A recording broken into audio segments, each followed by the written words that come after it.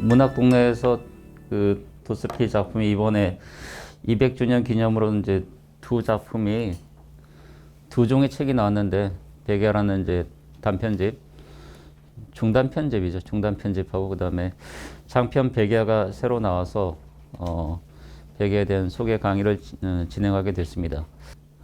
제가 러시아 문학 강의 책을 좀 몇 년 전에 냈는데, 그것도 좀 됐는데, 그 자연스럽게 도스토옙스키에 대해서는 이제 그 장편 죄와벌하고 까라마초프카의 형제들 이런 작품들을 좀 소개했는데, 4대 장편 내지 5대 장편이라고 이제 그 후기 그 도스토옙스키 작품들을 그렇게 부르는데, 그 가운데 백치나 악령, 그 다음에 미성년, 이 작품들은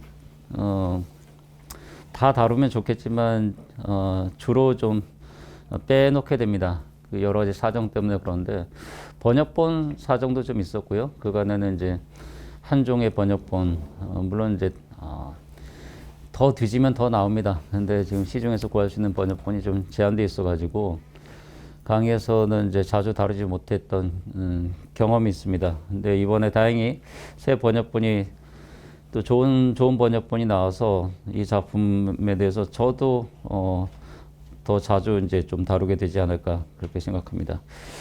그래서 오늘은 이제 도스토옙스키 문학에 대해서 전반적으로 다 말씀드리는 건 좀 어렵고, 백치 전후 이 작품이 이제 두 번째 장편이라고 지금 자료에도 소개되고 있는데, 이 두 번째 장편이라는 게 어떤 의미를 갖는지에 대해서 좀 말씀드리는 걸로 하겠습니다. 그리고 이후에 이제 이 도스토옙스키 문학의 주제가 어떻게 마지막 작품이면서 미완성 장편인데 까라마조프가의 형제들도 어떻게 이어지고 있는지 그런 점들에 대해서 좀 말씀드리는 걸로 하겠습니다. 그래서 오늘 어렵게 이제 이게 어려운 확률을 뚫고 오셨다고 제가 들어가지고, 그런 정도면은 도스토옙스키에 대해서 입문하시는 건 아니고 좀 읽어보신 분들이라고 가정하고, 죄와벌이나 까라마초프카의 형제들은 읽어보신 걸로 그렇게 가정하고 말씀드리는 걸로 그렇게 하겠습니다.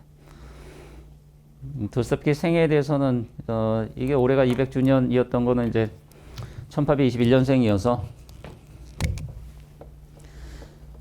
이런 거는 뭐 그냥 우연인 거죠. 1821년생 뭐 자기가 고른 것도 아니고 하는데, 근데 좀 시간이 지나게 되면 다 의미가 있는 걸로 그렇게 보입니다. 그래서 저는 이제 문학 강의에서 자주 이제 비교해서 말씀드리곤 하는데, 플로베르 같은 작가, 귀스타프 플로베르도 똑같이 1821년생이어서 프랑스 작가. 프랑스 문학하고 러시아 문학하고 약간 평행 이론 같은 게 있어요. 그냥 제가 그렇게 생각합니다. 평행적이라고. 이쪽에 발자크 같은 작가가 있어서, 발자크는 1799년생입니다. 여기 러시아 푸시킨이 1799년생이에요. 이게 이제 우연이라고 하기에는 뭔가 조금 의심이 가는 그런 상황이에요. 그리고 푸시킨부터 도스토옙스키까지 이게 러시아 문학의 여정이면은, 발자크에서 플로베르까지 또 이 프랑스 문학의 어떤 또 여정이기도 합니다. 이게 정확하게 비교되면서 또 대조되기도 하기 때문에, 그러니까 이렇게도 비교가 돼요. 도스토옙스키하고 플로베르도 좀 비교가 되고, 그다음에 푸시킨하고 또 발자크도 또 우연찮게 생년이 같아가지고 또 이렇게 비교하게 됩니다. 더 거슬러 올라가게 되면 세르반테스까지. 세르반테스는 이제 17세기 초 작가인데 17세기 초에 돈키호테를 출간하게 되기 때문에, 근데 이 작가가 자연스럽게 또 도스토옙스키한테 좀 영향을 미치게 됩니다. 도스토옙스키는 이제 발자크의 영향도 받는데 세르반테스의 영향도 받고 있고, 세르반테스의 돈키호테는 이 백치와 관련해서도 중요합니다. 이 주인공 뮤시킨의 모델이기도 하기 때문에 이 돈키호테가. 그리고 세르반테스의 영향은 플로베르한테도 이렇게 미치게 돼요. 그래서 이 근대 소설이라는 굉장히 좀 의미심장한 어떤 발명품입니다. 서양의 역사에서 혹은 좁혀서 서양 문화사에서 이제 자랑거리로 삼을 만한 이제 몇 가지가 있는데, 유럽인들은 저 서양 클래식을 굉장히 중요한 자산으로 생각해요. 거기에 견줄 만한 게 이제 그 근대 문학입니다. 근대 문학 가운데서도 근대 소설입니다. 그 근대 소설의 효시로 꼽히는 게 돈키호테이기 때문에, 그리고 이 작가들 플로베르나 도스토옙스키나 다 유명한 이제 그 근대 소설가들입니다. 이들의 이제 원류에 해당하는 게 이제 세르반테스여가지고, 도스토옙스키나 이 플로베르 같은 작가가 물론 전시대 고전 문학 작가나 작품들의 좀 덕을 받겠지만, 직접적으로는 이제 세르반테스 이런 돈키호테 같은 작품으로부터 중요한 영향을 좀 받게 됩니다. 그런 영향이 어떻게 계승되고 있는가, 두 작가에게서 이것도 정확하게 좀 비교가 됩니다. 러시아 문학에 한정하게 되면 이제 푸시킨하고 그다음에 여기 고골 같은 작가가 있어요. 제가 강의 책에서 다룬 내용이긴 한데 이렇게 쭉 이어지는 계보가 있습니다. 그리고 시야를 확대하게 되면 이제 세르반테스부터 쭉 이어지는 그런 어떤 계보가 있다고 하는 거. 거기에서 도스토옙스키 문학이 어떤 위상을 갖는지, 의미를 갖는지 우리가 좀 평가해 볼 수가 있습니다. 그런데 그때 도스토옙스키라고 얘기할 때 이제 도스토옙스키를 톨스토이와 함께 러시아의 뭐 두 문호라고도 평가하고, 또 확장해도 마찬가지예요. 동시대 유럽 문학의 이제 가장 중요한 두 작가. 이게 복식적으로 하면 이제 세계 최강이에요. 그 국가 대항전 같은 거 혹시 있다고 한다면은, 그러니까 이게 동시대라는 게 대략 1860년대부터 80년대까지 한 20년간 톨스토이의 두 장편 소설이 이 기간에 나오게 되고, 도스토옙스키의 4편의 장편 소설들이 다 이 미성년 포함하면 5편이에요. 보통 이제 4대 장편이라고 불러가지고 미성년을 좀 빼놓게 되는데, 미성년자라고 빼놓는 건지. 미성년도 사실 새 번역본이 나오길 좀 기다리고 있습니다. 그것도 번역이 지금 한 종밖에 없어가지고. 근데 이 기간에 그 유럽 최강이에요. 그러니까 이 기간 동안에 영국, 프랑스, 뭐 독일, 뭐 이탈리아나 스페인은 뭐 원래 잘 쳐주지도 않습니다. 그 19세기 문학이 좀 다른 데 비하면 빈약한 편이어가지고, 그래서 보통 이제 영국과 프랑스, 독일도 사실 상당히 약해요. 여기 4강을 꼽으면은 이제 최약체입니다. 독일이. 러시아가 있고 하는데 주로 경합은 이제 0% 이렇게 돼요. 미국 문학이 있기는 한데 그 미국도 거기 호손이나 멜빌 같은 작가들이 이제 19세기 중반의 작가들이기 때문에, 그 모비딕이나 뭐 이런 작품들도 뭐 대단한 작품이기 때문에, 근데 뭐 그쪽은 이제 그렇다고 치고, 어쨌든 유럽에서 이제 이들 국가들이 근대 문학의 중요한 일종의 생산국입니다. 뭐 공장으로 비유해도 되고, 거기 이제 대표 작가들이 있는데 딱 견져봤을 때 도스토옙스키와 톨스토이만한 그 작가는 없어요. 그래서 최강입니다. 이게 원래 그런가 그렇지는 않고, 이게 시간을 조금 앞당기게 되면 이제 중반까지 1830년에서 50년대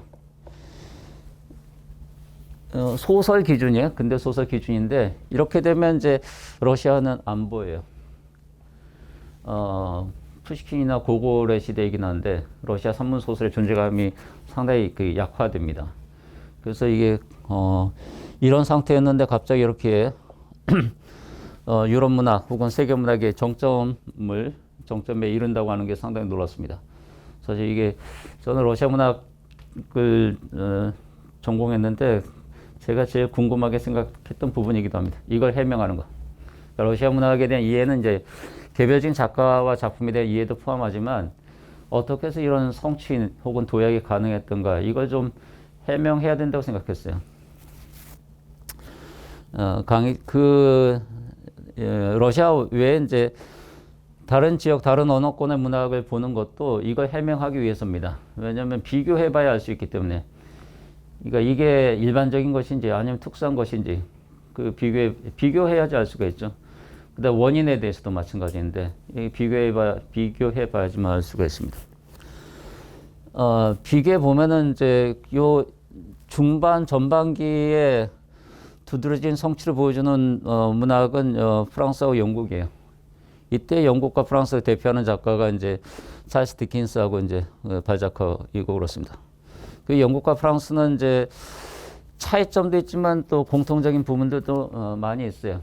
그 사회 어떤 발전 단계나 사회 그 계층 구성상에 있어서 여러 가지 공통점이 있기 때문에 그래서 보통 근대라고 할 때 이게 통합 모델입니다. 모던이라고 얘기할 때 이 두 가지가 결합된 걸로 보통 봅니다. 역사학자들도 보통 그렇게 기술하는데 영국산 산업혁명하고 그다음 프랑스산 시민혁명 그 합해서 이중혁명이에요. 그러니까 이거는 이제 그 두 가지가 결합된 거예요. 이 두 가지가 결합돼서 이제 근대 기본형을 만들게 됩니다. 이게 서유럽형인데, 근데 이제 독일하고 러시아는 여기에 맞지는 않아요. 그러니까 이 독일과 러시아는 이제 여기 영국이나 프랑스에 비하면은 그 상당히 그 발전이 지체가 됩니다. 근대화의 과정이 이제 늦게 이게 진행되기 때문에 독일 같은 경우는 참고로 이제 19세기 후반에 바짝 이렇게 19세기 후반에 4분기 정도 가야지. 독일의 어떤 근대화, 이 독일 근대화의 이제 직접적인 어떤 계기 혹은 밑바탕은 그 보불 전쟁에서의 승리예요. 프랑스와의 전쟁에서 승리한 다음에 그 다음에 전쟁 왜 하느냐면은 배상금 때문에 합니다. 엄청난 배상금. 이게 그 장사라는 말을 써도 돼요. 전쟁 배상금은 5억 프랑을 받습니다. 그 프랑스 1년 몇 년 예산이에요. 그거를 이제 전쟁 배상금으로 챙기게 돼요. 그 돈 미천 삼아 가지고 이 독일의 이제 기간 산업에 투자를 하게 돼요. 그래서 독일이 그 19세기 후반에 비약적으로 성장하게 됩니다. 경제가. 그게 지금 그 다음에 이제 그 독일이 이제 유럽의 열강으로 이게 앞서간 나라들인데 이들과 경합하게 돼요. 경합하다가는 이제 20세기에 접어들면서 이제 결국 전쟁까지 치르게 됩니다. 1차 세계대전으로까지 가게 되기 때문에. 1차 세계대전은 원래 그 식민지 지역에서 벌였던 이 유럽 열강들 간의 어떤 그 각축이 유럽으로 이제 이게 뭐라 그러네. 역류된 거예요. 그 바깥에서 싸는 것까지는 괜찮은데 유럽 안에서 이제 그렇게 큰 전쟁을 벌이게 되니까 막대한 어떤 희생을 좀 치르게 됩니다. 1차 세계대전은 미스테리가 있는데 아무도 예상하지 못했던 전쟁이에요. 그 결과에 대해서 아무도 예상하지 못했고 그렇게 길어질 거라는 것도 아무도 예상하지 못했고 그렇게 엄청난 피해를 낳을 거라는 것도 아무것도 예상하지 못했습니다.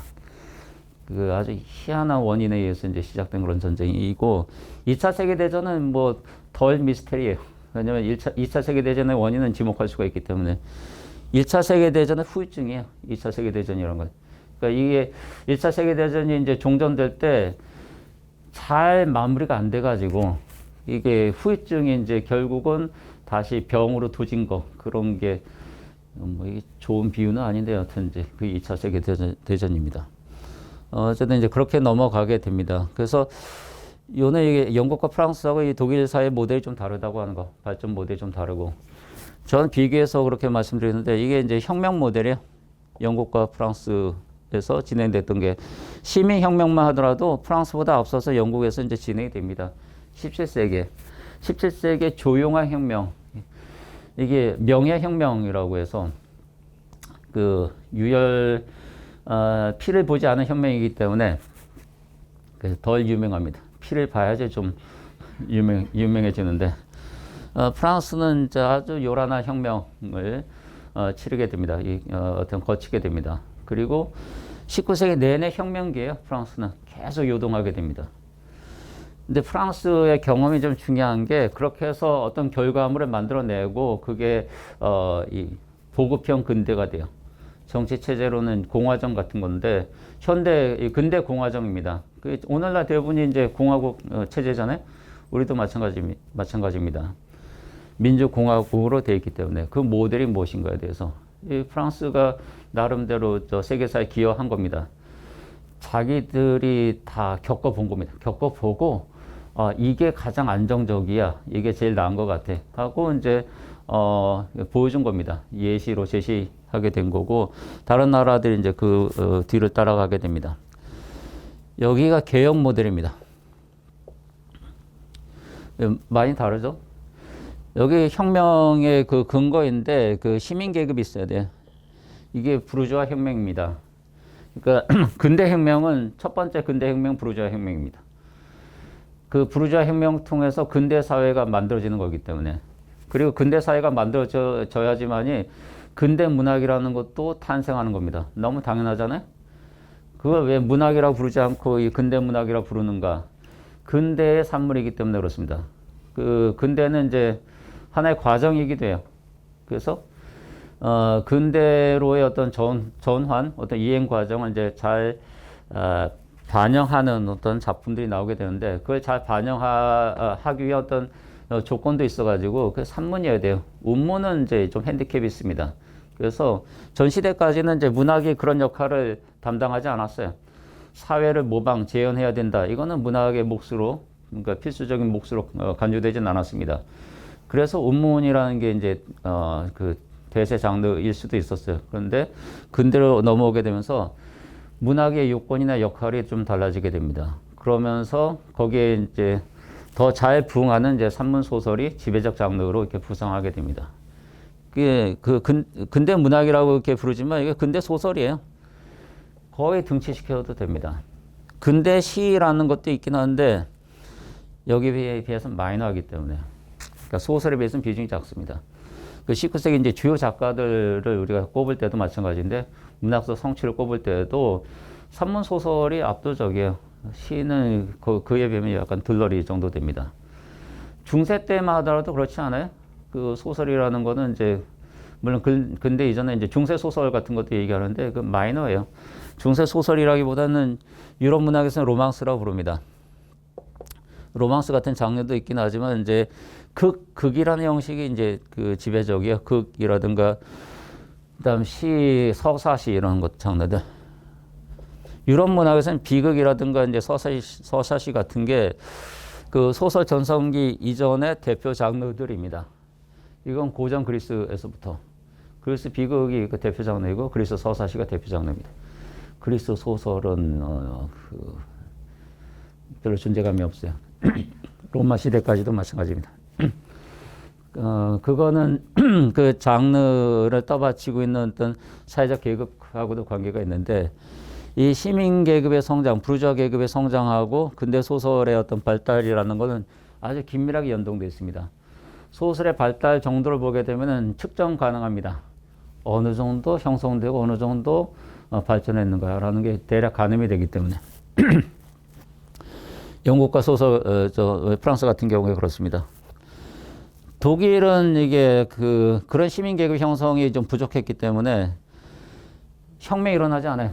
독일 사회 특징인데 혁명이 일어나다 만 나라 내지는 불발에 그친 나라가 독일입니다. 매번 미진하게. 그거는 역량 부족 때문에 그렇습니다. 중간 계급의 역량 부족 때문에. 그게 문학에 그대로 반영이 돼서 독일은 사실주의 소설의 발달이 가장 늦습니다.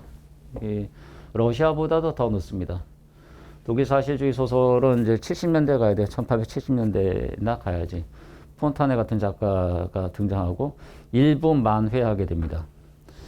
에미 졸라하고 거의 동시대에 활동한 작가예요. 근데 폰타네 자신이 그 연배로는 졸라의 아버지뻘 정도 돼요.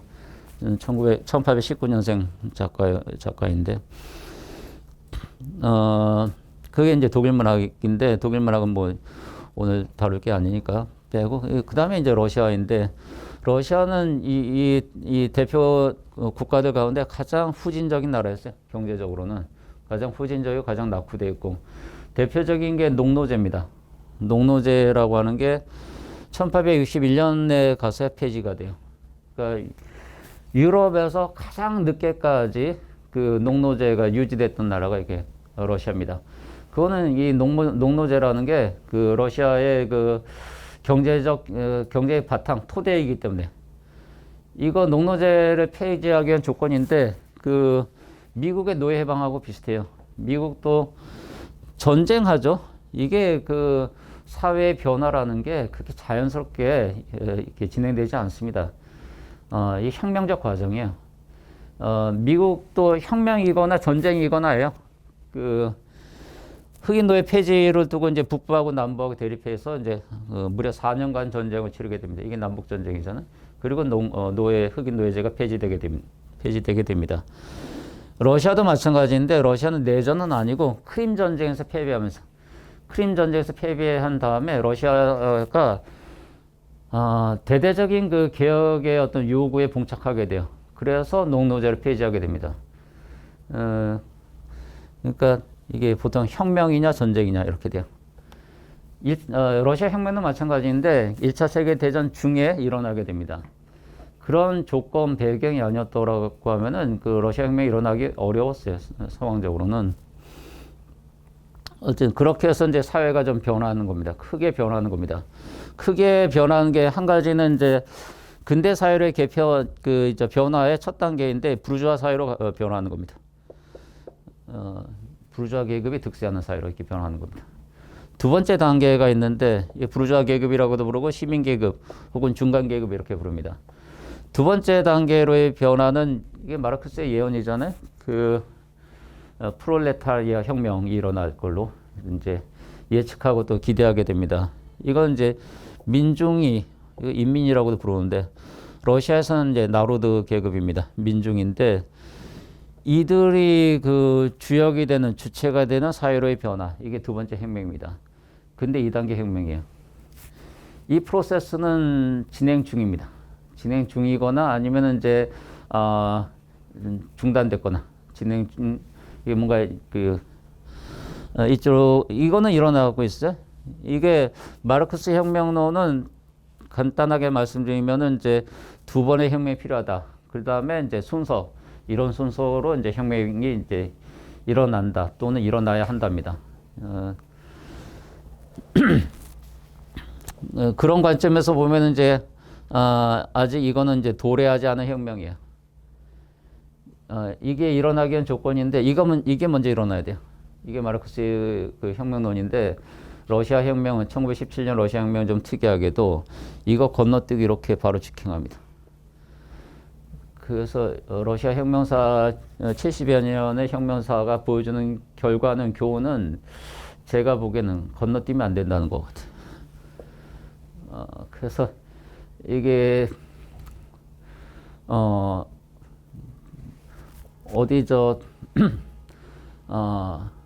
반환 좀 제대로 안 돌고 온 겁니다. 그래서 골인 했는데 안 된다고 다시 갔다 오라고. 이게 역사의 교훈으로 보입니다. 이거 다시 해야 된다고. 러시아 혁명의 교훈은 뭐 여러 가지로 생각할 수 있는데 이제 제가 보기에는 그렇습니다. 그래서 이게 그 각각의 특수성이에요. 그러니까 이런 근대의 변화, 이게 한국도 마찬가지예요. 동아시아도 마찬가지인데 일본 포함해가지고 이게 하나의 그 유럽산이긴 한데 유럽의 발명품이긴 한데 근대라고 하는 게 근대과는 여러 가지 견해도 또 있습니다. 근데 그 보편적 근대 혹은 뭐 단일한 근대론자들의 견해를 저는 쫓는 편인데 하나가 발명되는 거고 그게 전 세계적으로 이렇게 전파되는 걸로 전파되지만 각각의 상황에 따라 여러 가지 이제 변형이 이제 생겨나는 걸로 그렇게 봅니다.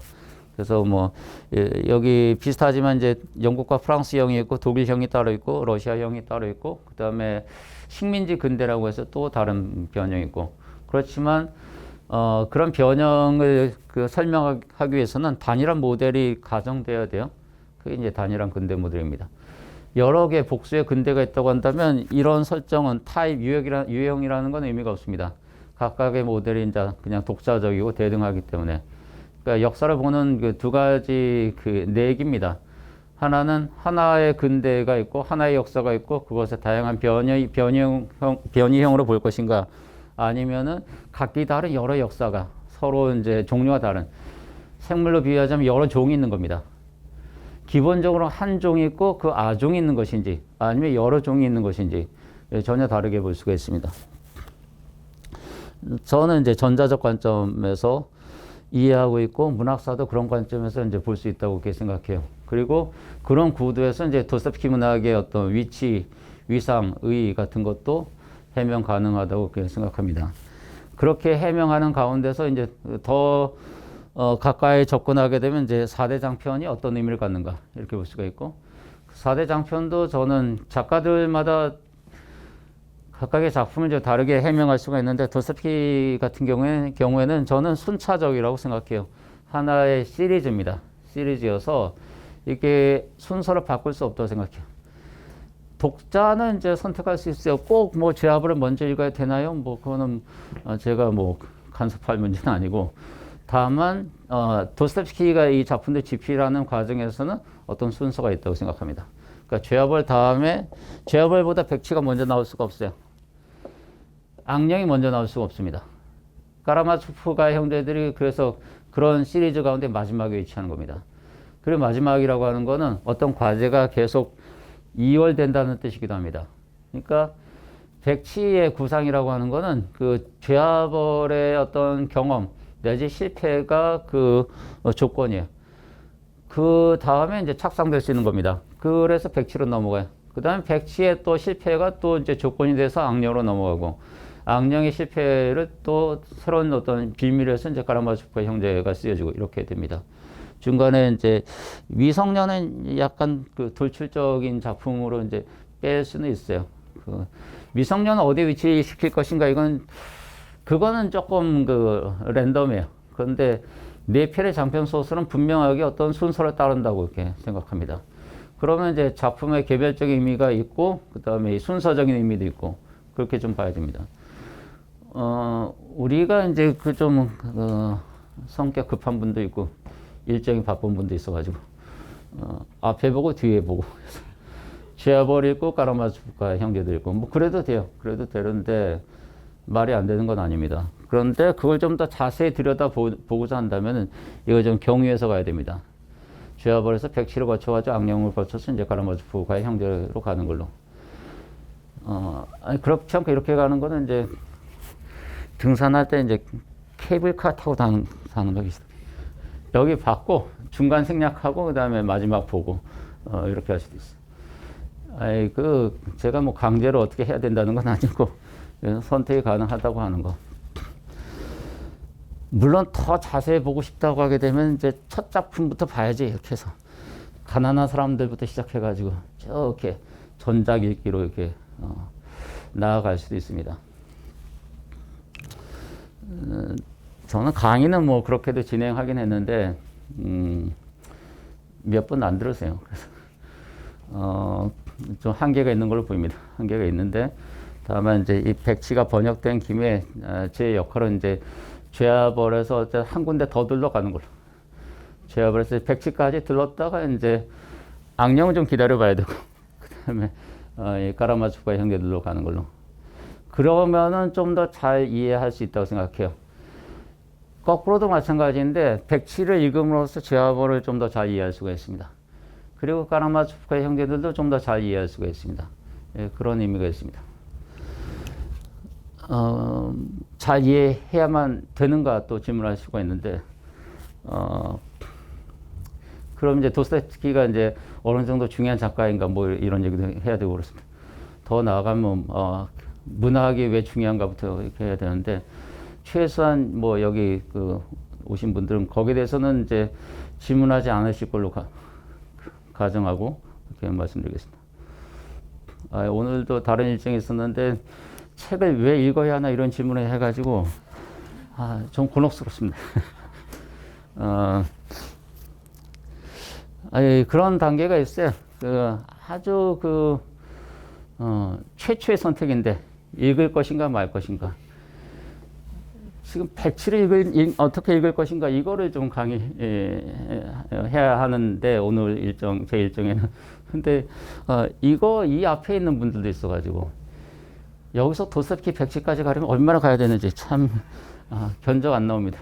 읽어야 할까요? 말할까요? 이렇게 하고 있는데, 저는 빨리 좀 넘어왔으면 좋겠습니다. 이런 건 더 질문할 것도 없고, 건너뛸 거는 건너뛰어야 됩니다. 제가 자주 예시로 드는 건데, 중국 식당에 침 뱉지 마시오 이런 거 붙어 있다고 해서, 우리가 거기에 대해서 질문하지 않습니다. 왜 침을 뱉으면 안 되나요? 식당에서? 이런 질문 하지 않잖아요? 그거 진작에 질문하고 답하는 거는 한편에서 보면은 부조리한 겁니다. 불필요하기 때문에. 책을 읽어야 하나요? 이런 걸 진작에 묻고 답하는 게 얼마나 낭비적인가에 대해서, 소모적인가요? 것인가에 대해서. 저는 그 단계는 좀 빨리 넘어갔으면 좋겠습니다. 백치를 읽어야 하나? 이건 좀 괜찮아요, 질문이. 제가 죄와벌을 읽었는데 백치를 굳이 읽어야 할까요? 이런 거는 오늘 좀 생각해 볼 문제입니다. 그리고 이제 저는 읽는 게 좋겠다고 이제 말씀드리려고 합니다. 자료에서 이게 이어진다고 말씀드렸는데 주인공 상은 그런데 너무 달라가지고 라스콜니코프는 전단포도파 도끼 살해범이죠. 외초의 의도는 아니었지만 2명이나 이제 살해하게 됩니다. 무의식기는 이 작품에서 가장 아름다운 인간으로 구상된 인물인데 벌레 한 마리 못 죽일 것 같은 인물입니다. 너무 극과 극이잖아요. 이게 도스토옙스키의 어떤 의도로 보입니다. 그러니까 극과 극을 왔다 갔다 하는 거. 이렇게 갔다 이렇게 왔다 갔다 하는 거. 그게 다 이제 경험이 되고 이 다 데이터베이스가 됩니다. 이게 축적되는 과정이기 때문에. 그러니까 시행착오의 과정이에요. 이렇게도 한번 해보고 이렇게도 한번 해보고 다 실패합니다. 라스콜니코프도 실패하고 이 작품에서 무의식인도 결국 실패합니다. 그렇지만 의미 있는 실패예요. 만약에 성공했다고 한다면 여기서 그 도스토옙스키 작가적 여정이 끝났을 겁니다. 끝나고 그냥 여생 모드로 갔을 거예요. 종료된 거기 때문에. 까라마초프의 형제들까지도 사실 미완성인데 그 작품이 이제 완결됐더라고 하면은 두 번째 소설이 이제 쓰이지 않아가지고 그 서문에 보면 첫 번째 소설을 완성한 겁니다. 우리가 읽는 까라마초프가의 형제들은 이제 원래 2권으로 기획된 책 가운데 첫 번째 책이기 때문에 아마 제 어림에는 이제 두 번째 책까지 그 완성되었다고 한다면 이제 거의 다 가지 않았을까 하는 생각이 들어요. 구성상으로 이렇게 보게 되면. 그 위에 도스토옙스키가 뭔가 여력이 있었다고 한다면 이제 그 여생이 되지 않았을까. 작가로서는 이제 다 쓴 게 되기 때문에 그렇습니다. 근데 이 작가들도 잘 계산해야 됩니다. 이 시간 계산도 해야 되고 자기의 그 여력에 대해서도 좀 계산해야 됩니다. 어느 만큼 자기 자신 창작 에너지를 갖고 있는가에 대해서 자기에게 어느 정도 시간이 주어져 있는가에 대해서 잘 계산하고 이렇게 작품 써야 됩니다. 물론 말이 쉽지 그게 참 쉽지 않습니다. 시간이 많은데도 쓸데없는 작품만 쓰는 작가들도 있고 제각각이기 때문에. 근데 중요한 작품을 쓰다가 제대로 쓰지 못하고 또 세상을 떠나는 작가들도 있고 뭐 여러 가지가 있습니다.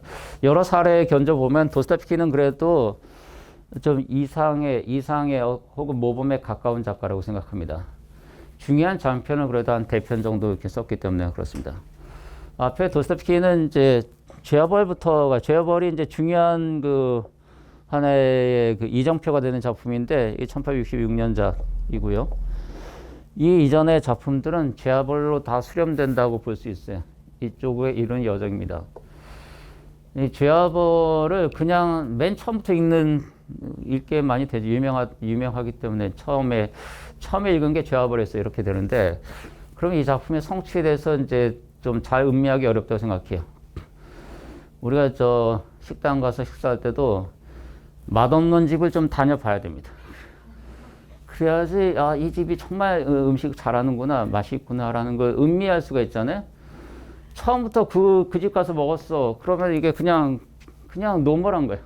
원래 그러려니 이렇게 하는 건데, 그래서 그런 경험들이 좀 필요합니다. 더불어서 도스토옙스키 작품 말고 다른 작품들도 좀 읽어봐야 됩니다. 그래야지 이제 도스토옙스키 소설을 제대로 좀 평가할 수가 있습니다. 음미할 수도 있고. 죄와벌에 이르는 과정에 이게 만만치가 않습니다. 집필 기간만 소요되는 건 아니고 도스토옙스키의 이때까지 어떤 인생 역정이라는 게 다 이 작품으로 이제 응집되는 거기 때문에, 수렴되는 거기 때문에. 특별히 이제 전 2가지 경험 정도 강조하고 싶은데, 자료에도 내용이 나와 있지만 10년간의 유형 생활입니다. 49년부터 59년까지. 이 정치 서클에 가담한 게 문제가 돼가지고 이제 체포돼서 사형 선고받고 형 집행 직전까지 갔다가 감형되고 시베리아에서 이제 4년간 감옥살이하고 그 다음에 4년간 하사관 복무하는 그런 이제 일을 겪게 됩니다. 이게 딱 10년간이에요. 49년에 이제 그 페테르부르크를 떠났다가 시베리아로 유형을 갔다가 페테르부르크로 복귀하는 게 10년 만, 10년 뒤 이제 59년 말입니다. 이 경험 굉장히 중요합니다. 이런 경험으로는 그러니까 꽤 그 최강의 어떤 경험에 속합니다. 수용소에 그 오래만 있으면 되는가? 또 그렇지는 않아요. 더 오래 그 수감돼 있었던 유형 생활했던 이들도 있는데 그럼 망가집니다. 회복이 안 되기 때문에 일단 회복될 수 있는 한도 내에서 최장의 거의 유형 생활이라고 생각이 돼요. 10년이라고 하게 되면 도스토옙스키 생애가 60년이에요. 그 예전에 이제 평균 60년이라고 얘기할 때 6분의 1입니다. 10년간이면 성인 된 이후로 치게 되면 뭐 4분의 1 정도의 기간이에요. 그 기간을 이제 유형지에서 이렇게 보내게 됩니다. 이게 한 가지이고 여기서 도스토옙스키가 20대 도스토옙스키하고 전혀 다른데 작가로서 데뷔한 거 20대예요. 그런데 10년간의 유형 생활 그럴 수밖에 없는데 생각이 바뀌고 사람도 좀 바뀌게 됩니다. 좀 변화의 속에 돌아오게 돼요. 이게 중요한 경험이에요. 이게 독어에서는 그 경험하고 체험을 이제 구분해서 쓰는데 우리말 어법에는 이제 그런 건 없습니다. 경험하고 체험을 구분해서 쓸 때는 경험은 우리가 뭔가 겪은 일이죠. 겪은 일인데 그 때문에 우리가 바뀐 겁니다. 그걸 경험이라고 그래요. 체험이라고 하는 거는 이제 한번 해봤어, 한번 먹어봤어 이런 겁니다. 달라진 건 없는데 그런 걸 한번 겪어본 겁니다. 요게 체험, 이렇게 좀 나눕니다. 그러니까 어떤 일이 겪은 다음에 그 사람이 달라졌다. 이런 경험한 겁니다. 그렇게 표현해. 우리 말로는 그게 표현되지 않는데 독어는 그걸 좀 표현해요. 독일적 인문학에서 이제 굉장히 중요합니다. 근데 이게 학자들마다 바꿔쓰기 돼가지고 우리가 그냥 고정시켜 놔야 돼요. 그래서 보통 이제 경험이 이제 그런 의미가 있는 걸로, 체험은 그냥 겪어본 걸로, 일회적인 걸로 그렇게 봅니다. 그러니까 시베리아의 유형 생활의 경험이 경험이라고 말씀드렸는데 도스토옙스키 인생을 좀 바꿔놓게 됩니다. 제가 강의에서 그 프랑스 실존주의 작가들을 좀 비교해서 좀 다루곤 하는데 사르트르 같은 경우에도 그 2차 세계대전 기간 동안에 이제 포로가 돼가지고 이제 수용소 생활을 조금 해요. 근데 그때 바뀌게 돼요. 사르트르의 어떤 그 세계관, 인간관이 상당히 바뀌게 됩니다. 그 초기 저작들하고는 그래서 초기 저작의 세계에서 좀 다른 데로 좀 이동하게 넘어가게 됩니다. 그러니까 이 몇 달의 경험이라 하더라도 그렇게 인생을 좀 바꿀 수가 있습니다. 그게 도스토옙스키 경우에는 강도가 좀 더 센 겁니다. 10년이기 때문에 4년간 거기 수용소에서 이거 죽음의 집의 기록, 이게 도스토옙스키 작품의 표현으로는 죽음의 집이에요. 시베리아의 감옥인데 말 그대로 죽음의 집입니다. 거의 관념적으로 이제 우리가 상상하는 거하고 직접 몸으로 겪는 것과는 좀 다르잖아요. 그런 걸 좀 겪어보는 겁니다. 그러면 달라집니다. 생각도 달라지고 몸도 달라지고. 이게 한 가지고, 그 다음에 60년대 와서 이게 59년에 복귀해요. 그리고 이제 작가로서 재기하게 됩니다. 죽음의 집의 기록 같은 작품 쓰고, 이게 이제 중요한 그 재기작인데, 그 다음에 중요한 게 유럽 여행입니다. 유럽 여행 60년대에 3번 정도 중요한 여행을 하게 돼요. 유럽 여행을 하게 됩니다. 유럽은 요양차라도 70년대도 좀 여러 번 나가요. 여러 번 나가는데 중요한 여행은 이제 1862년부터 62년, 63년, 1863년, 그 다음에 67년. 이 세 번째 여행 기간 동안에 백지를 쓰게 돼요. 67년부터 된 4년간의 여행입니다. 이게 신혼여행이었어요. 그 두 번째 아내가 결혼한 다음에 도스토옙스키는 첫 번째 아내와는 이제 1857년에 결혼합니다.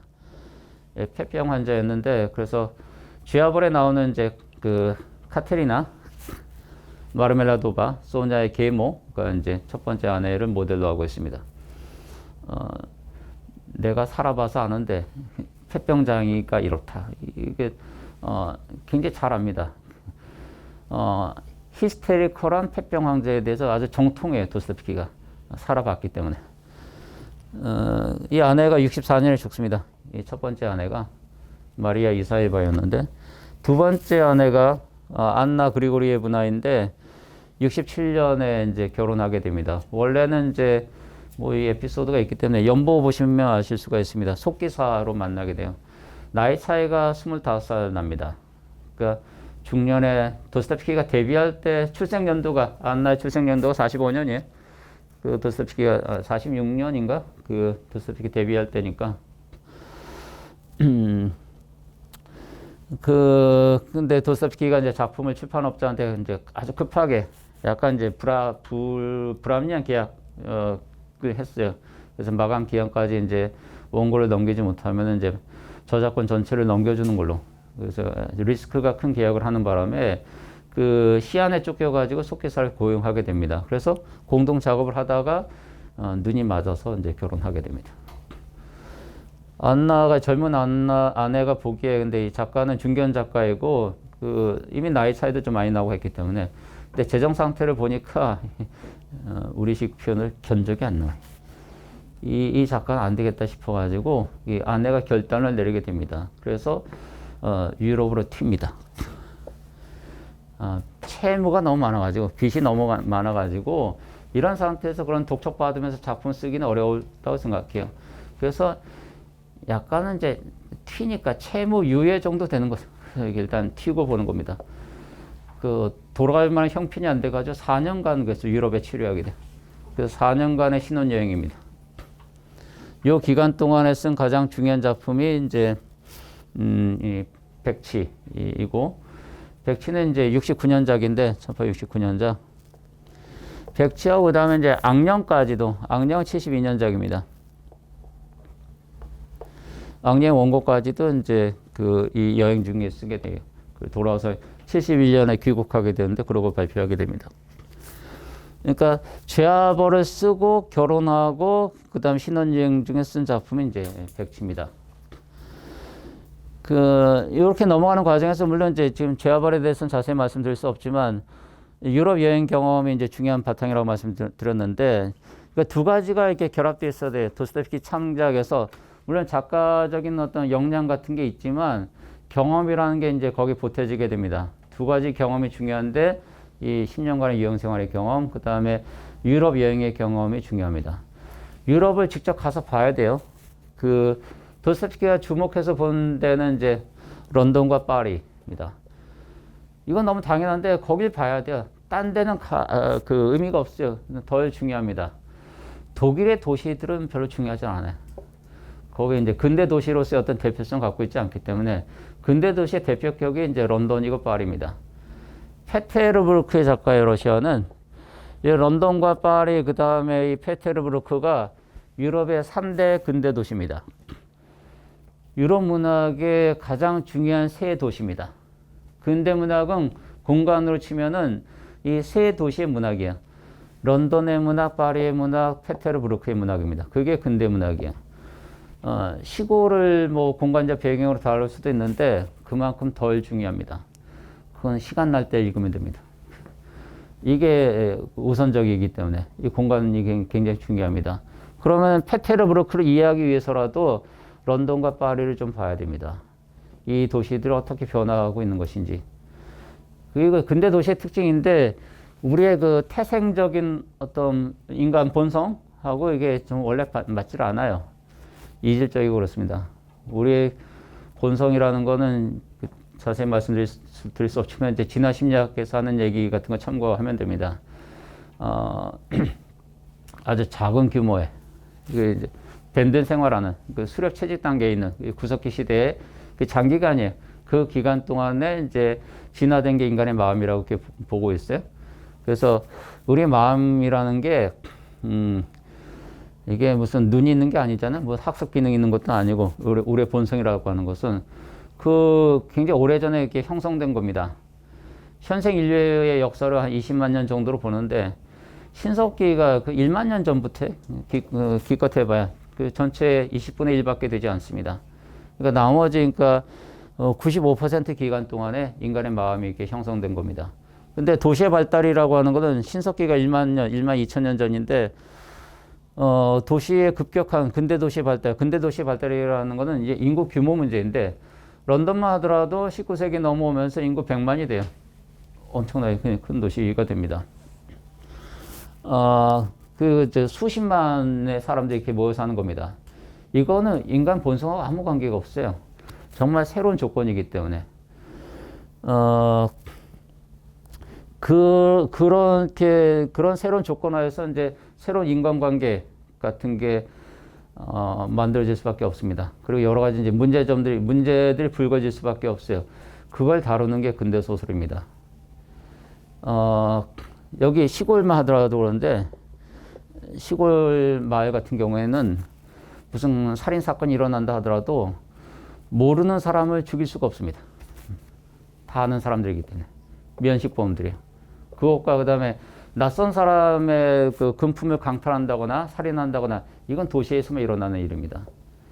이 조건 자체가 아주 다릅니다. 도시 공간 자체가 그러니까 모르는 사람들과 같이 살아간다는 게 이제 도시 생활의 기본 조건입니다. 아마 다 그러실 것 같은데 옆집하고 친하신가요? 안 계실 거예요, 그런 분은. 친하려고 하면 의심받습니다. 왜 친하려 하시나요? 갑자기 떡 돌리고 그러면 다 의심받습니다. 뭐가 든 건 아닌가? 다 의심받습니다. 그게 도시적 삶의 특징이에요. 시골하고 좀 다르기 때문에 그게 근대사입니다. 그런 공간이 페테르부르크가 도스토옙스키 작품의 중요한 의의이기도 한데 죄와벌의 가장 중요한 의의 중에 하나는 페테르부르크가 배경이라는 겁니다. 이 도시가. 저는 도스토옙스키 문학의 여정인데 이 도시로 다시 와야 된다고 생각해요. 까라마초프카야 형제들이나 악령은 약간 이제 이 지방으로 가 있어요. 지방 도시를 배경으로 하고 있는데 이거는 이제 그 공간 설정상으로는 이제 한계가 있어요. 원래 이 수도로 페테르부르크로 다시 돌아와야 되기 때문에 여기서의 경험을 갖고 이제 이쪽으로 이렇게 다시 돌아오는 그 쓰여지지 않은 까라마초프카야 형제들 이제 둘째 권 같은 경우에는 제 추정은 그리고 이제 또 그 기대이기도 한데 이 페테르부르크가 배경이어야 된다고 생각합니다. 실제로 이제 도스토옙스키는 쓰지 않았지만 그런 유의 소설을 러시아 20세기 작가가 쓰기도 해요. 안드레이 벨리의 페테르부르크라는 소설이 있습니다. 1910년대 그 대표작 중에 하나인데 우리 번역이 되어 있습니다. 그 페테르부르크에서 벌어진 폭탄 테러를 소재로 하고 있어요.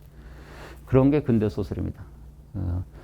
여기 도스토옙스키가 그 까라마초프카 형제들 막내 아들 알료샤 원래 테러리스트로 설정했었어요. 메모에 보면 그렇게 되어 있습니다. 그 시골에서 테러를 일으킨다는 건 조금 어색하죠. 길 가는 사람도 없는 데서 폭탄을 터뜨린다거나 이런 건 좀 말이 안 됩니다. 수도로 좀 와야 되기 때문에 그렇게 좀 변화하지 않았을까 그렇게 생각이 됩니다. 뭐 이렇게 지저분하게 써놨는데 그래서 유럽 여행을 통해서 이제 프랑스와 그 영국을 좀 보고 관찰하게 됩니다. 그래서 두 가지가 믹스가 돼요. 그러니까 러시아적 삶의 밑바닥을 체험하고 그 시베리아 유형 생활을 통해서 그 다음에 동시대의 가장 선진적인 나라의 이 도시들 수도를 또 뭐 직접 목도하게 됩니다. 이게 도스토옙스키 문학의 어떤 기본적인 설정이에요. 이 두 세계인데 이 극과 극입니다. 극과 극인데 도스토옙스키 문학은 어느 쪽도 이렇게 편드는 건 아니고 이것 단순하게 결합시키게 되면 이게 카오스입니다. 근대적 삶의 카오스인데 거기에서 의미 있는 질서, 조화는 어떻게 이끌어낼 수 있는가? 이게 도스토옙스키가 꿈꾸는 겁니다. 지향하고자 하는 겁니다. 이 도스토옙스키 작품의 표현으로는 유토피아라고도 나오고, 뭐 낙원으로도 묘사됩니다. 악령 같은 작품이 나오는데 스타브로긴이 꾸는 꿈입니다. 망집이라고도 이렇게 표현하는데 이런 망집, 이런 꿈이 없으면 인간은 살 수도 없고 죽을 수도 없다 이렇게 표현하고 있어요. 그런 문제의식을 갖고 있거나 거기에 공감하는 독자들에게 어필하는 작가입니다. 이 도스토옙스키는. 인생에서 가장 중요한 관심은, 중요한 가치는 이제 각자 생각이 다를 텐데 가족이 제일 중요해요. 그건 도스토옙스키 문학은 별 관계가 없어요.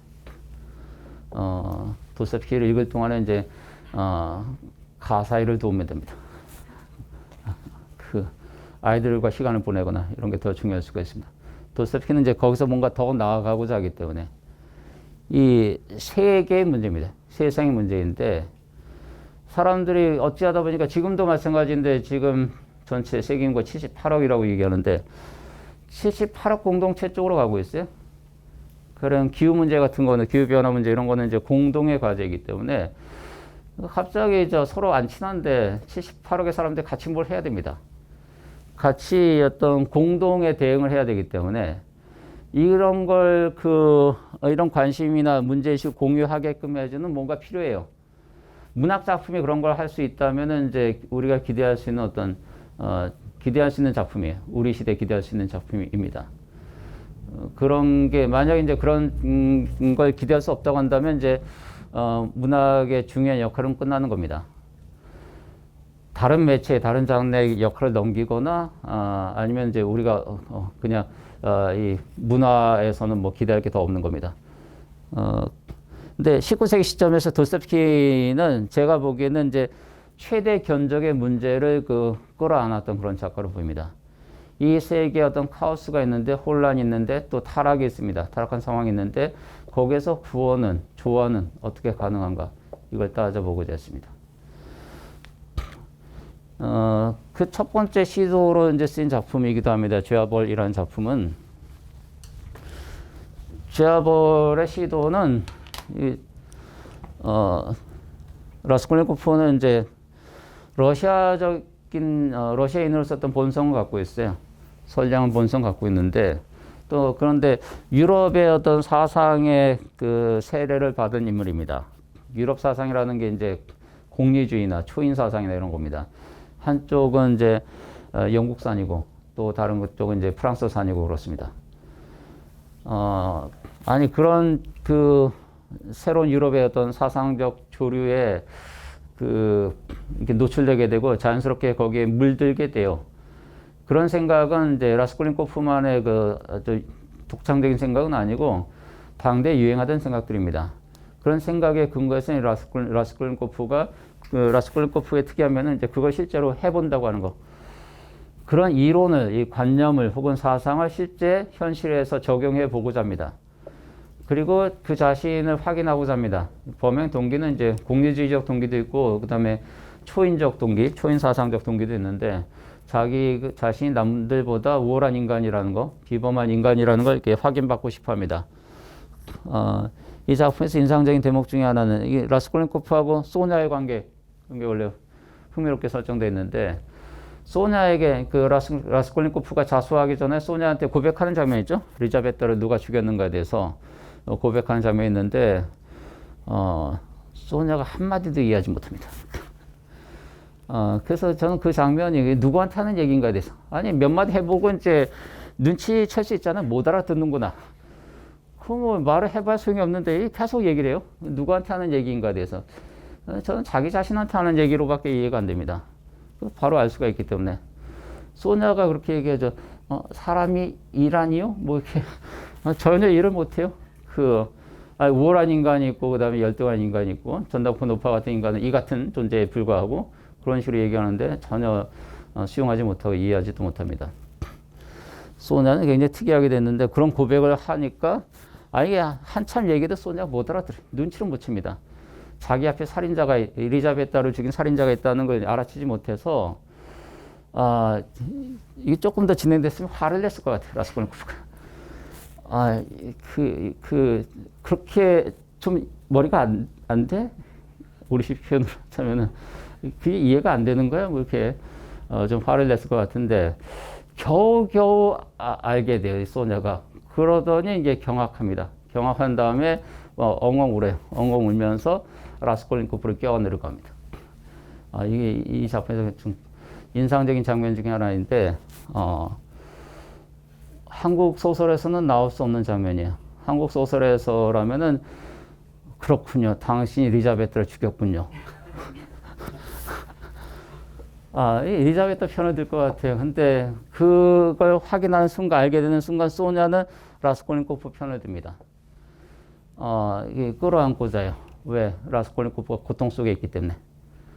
그러니까 피해자의 고통보다 가해자의 고통에 더 그 연민과 공감을 느끼게 됩니다. 이 소냐가. 그래서 그 고통에 원래는 라스콜니코프가 소냐의 고통에 절한다고 해서 그 소냐의 방에 갔을 때 절을 한 적이 있는데 이번엔 소냐가 그 라스콜니코프의 발에 입을 맞추러 갑니다. 그 고통에 대해서 고통에 대한 어떤 그 연대감의 표현이기도 합니다. 이게 대단히 러시아적인 설정이긴 해요. 이거는 그러니까 유럽적인 기획의 실패예요. 라스콜니코프가 그래서 그 자수한 다음에 이제 시베리아에 가서야 이제 처음에는 양심이 평온하다고 해요. 그 다음에 가서 이제 소냐한테 우리가 이제 소냐에 의해서 뭔가 그 회심하게 되고 잘못을 뉘우치게 되고 자수한다고 그렇게 알고 있는데 보통 줄거리에 그렇게 돼 있기 때문에 작품에 그렇게 돼 있지 않습니다. 이제 라스콜니코프 같은 경우는 이제 뭐 선택지가 자수하거나 자살하거나 뭐 이런 것들이 있는데 옆에 저 스비드리갈로프라는 인물이 이제 자살하는 바람에 이게 초치게 돼요. 그래서 할 수 없이 또 따라 죽을 수는 없기 때문에 도스토옙스키 라스콜니코프가 작품에서 보면 이제 2번 자살할 기회가 있었어요. 한 번은 물에 빠져 죽는 거. 근데 좀 내려다 보고 있는데 옆에 한 여자가 또 먼저 선수 쳐서 물에 빠져 죽습니다. 그 와중에 빠질 수가 없잖아요. 그 기회를 한번 놓치게 돼요. 그 다음에 또 한 번은 이제 자수하기 전에 그 스비드리갈로프하고 이제 만나는 장면도 있는데, 그리고 이제 서로 이제 다른 길을 가게 됩니다. 그리고 스비드리갈로프가 자살했다는 소식을 전해 들어요. 그 다음에 따라 죽을 수는 없어요. 그래서 자수하는 겁니다. 자수한 다음에는 이제 오히려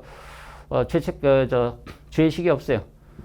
양심은 평온하다라고 느끼게 되는데, 그래서 에필로그에 가서 이제 좀 느닷없는 꿈을 꾸게 되고 비로소 이제 참회하게 됩니다. 참회하면서 성경책에 이게 소냐한테 부탁해서, 그러니까 소냐가 이게 전도자의 의무도 소홀히 하는 것 같아요.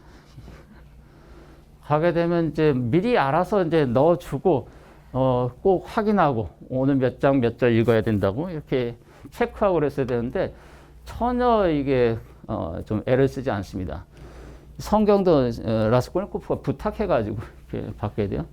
근데 그 성경을 이렇게 받긴 하지만 한 번도 이게 들춰보지도 않습니다.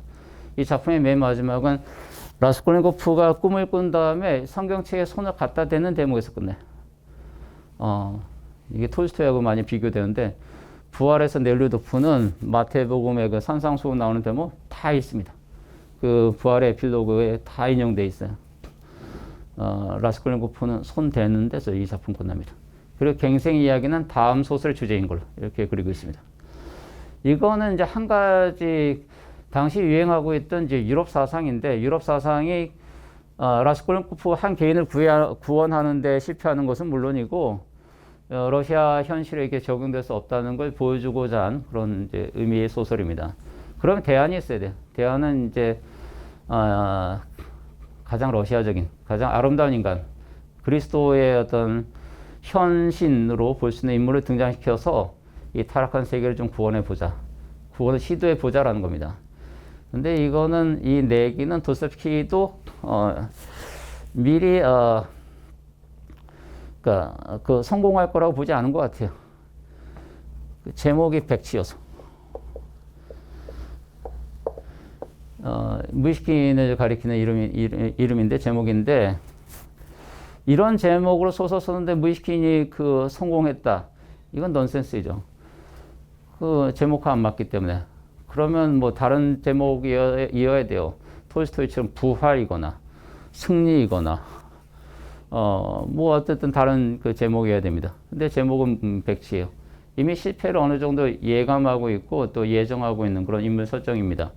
근데 그 과정이 중요해요. 실패라 하더라도 이 실패의 과정이 좀 의미가 있습니다. 왜냐하면 그래야지 이게 경험이 되기 때문에. 이게 인식과 경험은 조금 그런 면에서 좀 다릅니다. 해봐야 되는 거기 때문에 만약에 그 인생의 의미를 뭐 인식에만 둔다고 한다면은 그렇게 한 뭐 60년, 80년씩 살 필요가 없어요. 그렇잖아요. 살아본 사람들이 다 요약 정리해 놨잖아요. 인생 어떤 거다 하고 맨 끝에 가면 죽음이 있어. 이게 다 알고 있어요. 근데 왜 굳이 살아야 되는가? 인식적 차원에서가 아니고 이 경험하는 겁니다. 이건 각자가 사는 거기 때문에 남들이 60년, 80년 사는 것과는 별개의 의미를 가져요. 내가 60년, 80년을 사는 것은. 그래서 사는 겁니다. 그렇게 차별하지 말고 너의 경험이 나의 경험이고 하게 되면 우리가 이렇게 오래 살 필요가 없어요. 아니 그 공익에 이바지하려면 이제 빨리 장기 이식하고 건강할 때 병들어서 이식하는 것보다는 아니 그 인생 뭔지 알겠어. 더 보고서가 좀 많아요. 다 살아본 사람들 이렇게 살았다고 다 해놨어요. 예상으로는 거기서 크게 벗어나기 어렵습니다. 자기 삶이라고 하는 것, 우리 각자의 삶이라고 하는 것도 이제까지 살아온 사람들의 삶과 그렇게 크게 다를 것인가? 그냥 비슷비슷해 보입니다.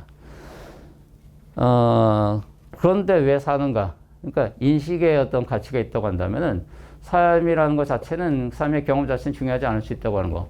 이것도 내기입니다. 똑같다 하더라도 해보는 게 중요해라는 겁니다. 남들이 해보는 것과 다른 자기만의 어떤 그 경험이 중요하다고 하면 그런 겁니다. 작품도 마찬가지인데 실패가 예정돼 있다 하더라도 실패를 거쳐가는 게 중요합니다. 경험하는 게 중요해요. 역시 실패구나. 그 다음에 다음 단계로 넘어갈 수가 있습니다. 백치는 이제 그런 의미가 있다고 생각해요. 가장 아름다운 인간의 모델을 이제 캐스팅하는 게 문제였는데 도스토옙스키는 특이하게도 돈키호테를 가져옵니다. 그 디킨스 소설의 주인공도 떠올렸어요. 피크닉 페이퍼스라는 작품에서 도스토옙스키 초기 디킨스 초기 소설인데 거기에서의 주인공도 떠올립니다. 근데 작품에서 이제 돈키호테를 등장시키고 있어요. 돈키호테가 이제 작품에서는 가난한 기사라고 해서 이제 푸시킨의 시의 돈키호테. 여기 가난한 기사인데 돈키호테를 모델로 한 그런 시예요. 그리고 이 돈키호테가 작품에서 이제 무의식인하고 이제 동일시가 됩니다. 그리고 이 돈키호테를 이제 가장 아름다운 인간 이렇게 봅니다. 근데 아름다운 인간이라고 얘기할 때 이제 이게 외모 말하는 건 아닌데 이 도스토옙스키 미에 대한 관념 자체가 좀 다르기 때문에 도스토옙스키는 러시아 예술도 마찬가지인데 아직까지 이런 미하고 그다음에 이제 도덕적 선과 진 이런 것들이 다 통합되어 있어요. 서유럽의 경우에는 이게 진작에 이렇게 분화가 됩니다. 그러니까 근대화가 진행된다고 하는 것은 거기 수반에서 가치 영역의 분화가 진행됩니다. 이게 떨어져 나가요. 미, 선, 진 이런 것들이. 그래서 서유럽 문학 같은 경우에는 이제 이 서유럽이 이제 앞서 발전해 갔기 때문에 그런데 그냥 미만 추구하면 됩니다. 미를 통해서 예술은 정당화되는 거기 때문에 도덕적 선이나 진에 대해서 책임지지 않습니다. 이건 영역이 달라요. 이건 뭐 종교나 도덕에서 이제 커버하는 영역이고, 이건 뭐 철학이나 과학에서 이제 다루는 영역이고, 문학의 영역은 아닙니다. 이런 쪽으로 극단으로 가게 되면 이제 오스카 와일드 같은 탄미주의 문학을 이렇게 만날 수가 있습니다. 그쪽으로 가는 게 한 가지 방향성이에요. 근데 그게 19세기 후반이에요. 근데 러시아 문학은 유럽 문학에서 가장 늦게까지 이게 이제 러시아가 이제 사회 발전이 좀 지체돼서 그런데 이게 가장 늦게까지 이게 결합되어 있고 보존되어 있습니다. 이걸 지향하고자 합니다. 그러니까 가장 아름다운 인간은 가장 선한 인간이기도 해요. 이 작품에서 무의식인이 그렇습니다. 이 무의식인은 근데 여기 러시아의 이제 그 끈끈어진 귀족 가문 출신으로 되어 있는데 거기는 병을 앓고 있어요. 관절 환자입니다. 요즘 뇌전증이라고도 부르는데 관절 환자에서 이제 그 스위스에서 요양생활하다가 이제 4년 만에 이제 페테르부르크로 이렇게 돌아오는 걸로 되어 있어요. 그게 이제 기본 설정으로 이렇게 되어 있습니다. 작품 결말 이게 스포일러가 되긴 하는데 그 결말에 다시 이제 스위스로 갑니다. 상태가 더 악화돼서. 그러니까 주인공 무의식인 동선을 보고 대략 이제 작품의 어떤 줄거리를 가늠해 볼 수가 있는데 무의식인이 여기 스위스에서 이제 페테르부르크에 왔다가 다시 스위스에 간 이야기. 근데 상태가 더 나빠져서 간 이야기. 이렇게 되어 있습니다. 그럼 뭐가 문제인가 돼서. 원래 기대되는 거는 이제 무의식인이 그리스도와 마찬가지로 이게 세계를 구원하기 위해서, 인간을 구원하기 위해서, 복음을 전하기 위해서 이제 와야 됩니다. 여기 대상은 페테르부르크. 이게 근대 도시입니다. 근대 대표 도시. 페테르부르크와 페테르부르크에 사는 사람들. 아주 소각한 인간들입니다. 상인들이고. 그래서 결혼을 거래하는 자들 이렇게 돼 있어요. 프랑스 소설에 가게 되면 이들이 좀 더 좋은 대우를 받았을 겁니다. 그러니까 러시아 소설이기 때문에 이들이 좀 비난받고 좀 부정적인 이미지로 그려지게 되는데, 그 발자크 소설 정도에 가게 되면, 이게 요즘의 어떤 그 세계관하고 좀 잘 맞을지도 모르겠는데, 발자크는 도덕적 판단에 대해서 유보적입니다. 적극적으로 이렇게 판단하지 않습니다. 그래서 출세를 위해서는 약간 나쁜 짓은 해도 됩니다. 너무 나쁜 짓은 하면 안 되지만, 그러니까 편법 같은 거는 허용돼요. 범죄자가 되는 거 리스크가 있어요. 이 발자크 소설 공식인데, 이 발자크 소설을 참고할 필요가 있습니다. 그 근대 소설의 어떤 기본 형식을 제공하고 있기 때문에, 그러니까 기본 포맷 같은 것을 발자크 소설을 통해서 알 수가 있습니다. 주인공이 어떠해야 되는가, 공간이 어떠해야 되는가, 주인공의 동선이 어떻게 돼야 되는가, 이런 모든 것의 어떤 기본값을 설정해주고 있는 작가가 발자크입니다. 그래서 굉장히 중요하고, 도스토옙스키가 발자크 작품 번역하게 됐어요. 도스토옙스키가 가장 탐독했던 작가 중에 한 명입니다. 발자크하고 디킨스하고 이제 약간 연배 차이가 있어요. 이게 한 10여 년, 생년이 앞서는데, 작품 활동 시기에는 이제 한, 6, 7년 정도 앞섭니다. 이 발자크가. 근데 디킨스는 19세기 중반 영국 최대 작가입니다. 중요한 작품도 있고, 활동 기간도 좀 길어요. 35년간 활동했기 때문에. 발자크는 바짝 20년입니다. 20년간 무지막지한 분량의 작품을 썼는데, 이런 작가들의 어떤 성취, 이걸 그대로 이제 도스토옙스키가 다 계승합니다. 러시아 작가여서 러시아 작가들만 읽은 거 아니에요. 너무 당연하게도. 이런 작가들의 작품을 실시간으로 읽습니다. 그리고 이제 그 영국 사상가, 19세기 최대 사상가 밀이에요. 도스토옙스키 문학은 참고로, 그러니까 좋은 작가의 조건에 대해서 말해줍니다. 당시 최고의 작가와 최고의 사상가를 읽고 그들과 경쟁하는 겁니다. 이게 도스토옙스키 문학이에요. 지금 어떤 사상이 중요한가요? 유행하고 있는 건가요? 해서 글쎄요 하고 잘 모르겠는데 하고 답하는 작가가 있다고 한다면 동시대 작가로서 약간 결격입니다. 그런 상태에서 그런 태도로 무슨 작품을 쓸 수 있을 것인가에 대해서. 도스토옙스키는 유럽에서, 런던에서 나오는 최신 사상서들 바로 입수해 봤어요. 잡지들도 마찬가지고. 그래서 거기에 그만큼 관심이 있어야 됩니다. 관심과 열의가 있어야 돼요. 무슨 일이 일어나고 있는가에 대해서. 존 스튜어트 밀의 새 책이 나왔다고 한다면 바로 입수합니다. 이 도스토옙스키가. 영어와 불어는 상당히 능통했어요. 도스토옙스키가. 러시아가 원래 불어를 상류사에서는 공용어로까지 썼기 때문에 영어도 좀 잘하는 영어가 불어만큼 능통하지는 않았어요. 그래서 작품을 이제 불어판으로 읽었다는 얘기들도 있고 한데, 어쨌든 기본적으로 이런 세계의 물정에 대해서 관심을 갖고 있었고, 최대한 알려고 했던 그런 작가입니다. 러시아에서뿐만 아니라. 그래서 전체를 다루는 소설이 가능합니다. 이런 게 이제 도스토옙스키 문학의 어떤 스케일이에요. 톨스토이 같은 작가도 마찬가지인데, 톨스토이의 역사 소설 같은 것도, 전쟁과 평화 같은 소설도 마찬가지입니다.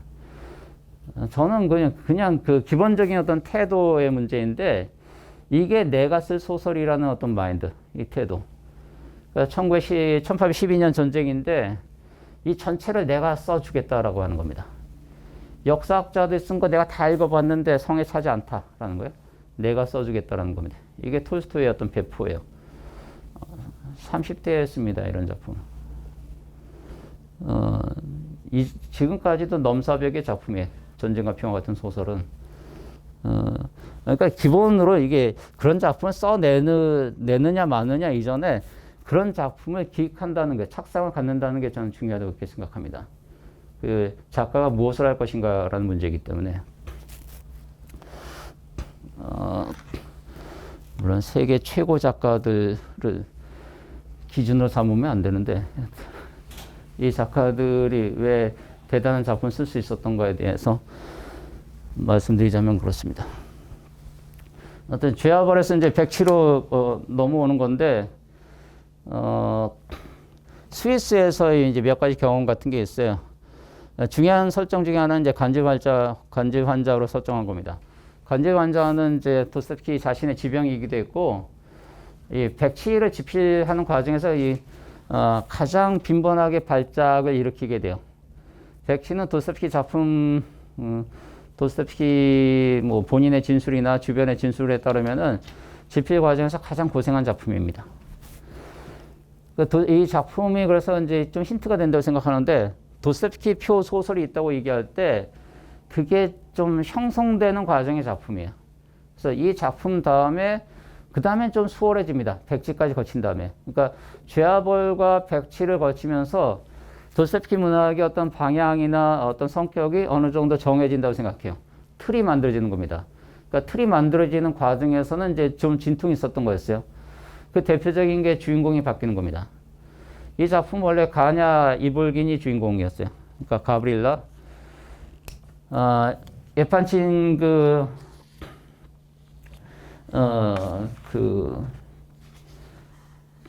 공작의 그 비서, 자료에 보시면 제가 뒤쪽에 적어놨는데, 4쪽입니다.